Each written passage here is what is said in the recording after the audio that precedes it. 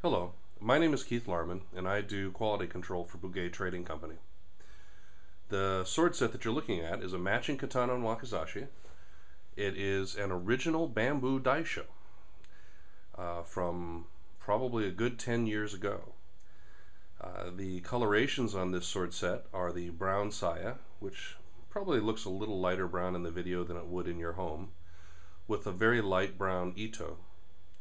Long handles as they had back then, some still do of course, but with the classic bamboo fittings. This would be one of the first generations of this sword, and as such is actually very hard to find nowadays.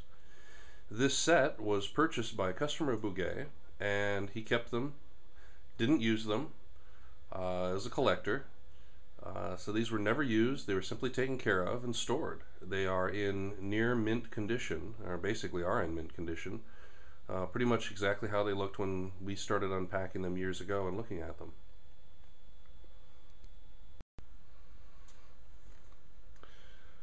As I said, this is a katana and wakizashi. The katana has a long 14-inch handle.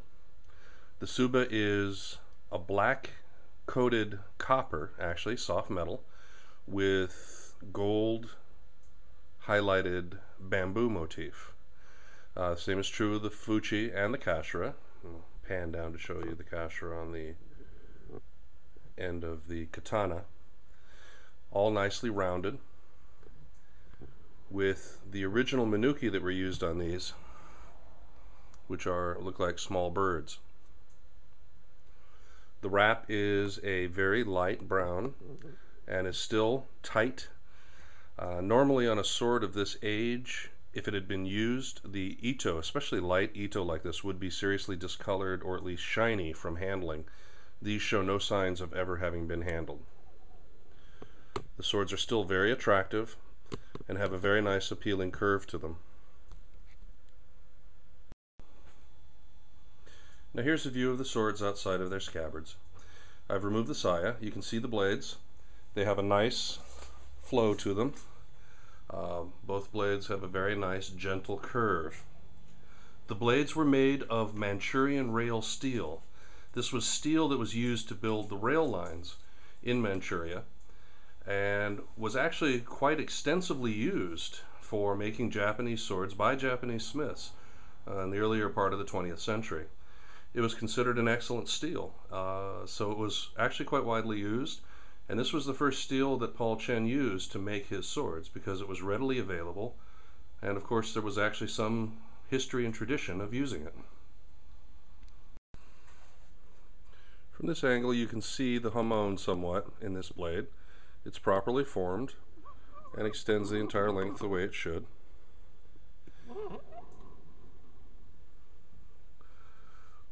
You can see how the reflections, change how it looks as I move around in the light here in my workshop. When the blade came to me, the first thing that I did is clean the blades rather extensively. They had had many years of oil still on them, so I cleaned them up and took the liberty of removing some of the residual oxides from the old finishing that they used to do on these that left the steel a bit cloudy. So they're actually now, these blades are a little clearer than they would have normally been. So a little bit of an upgrade. And now I'm going to pan down the blade just a little bit so you can see the hamon, how it looks as I move towards the kisaki. It's got to turn back. Everything is the way it's supposed to be. And that's how these blades were originally shaped when we first saw them coming from China. And yes, there is a coating of oil on the blade, so it does change how it looks. This angle you can see how my cleaning of the blade has brightened the habuchi and given a slightly more traditional look. On close examination you can also see what's called alloy banding in this steel, which is quite interesting. It's not too blurry in the video. It looks very much like folded steel. As a matter of fact, many people have argued even to this day whether the Manchurian rail steel was folded or it's alloy banding or whatever it is. I suspect it's alloy banding, but suffice to say the Japanese smiths liked it a great deal when they used it. wakizashi as well.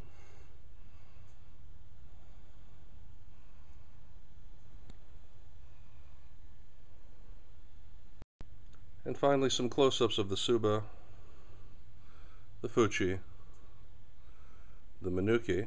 This is the katana. Here's the minuki on the wakizashi, the kashira of the wakizashi, and the kashira of the katana. Hope this answers any questions you might have about this sword, or this set. As I said, they are on consignment for Bugei trading. The ito is tight. Everything looks basically like they used to look when we took them out of the box. Available now from Bugei Trading.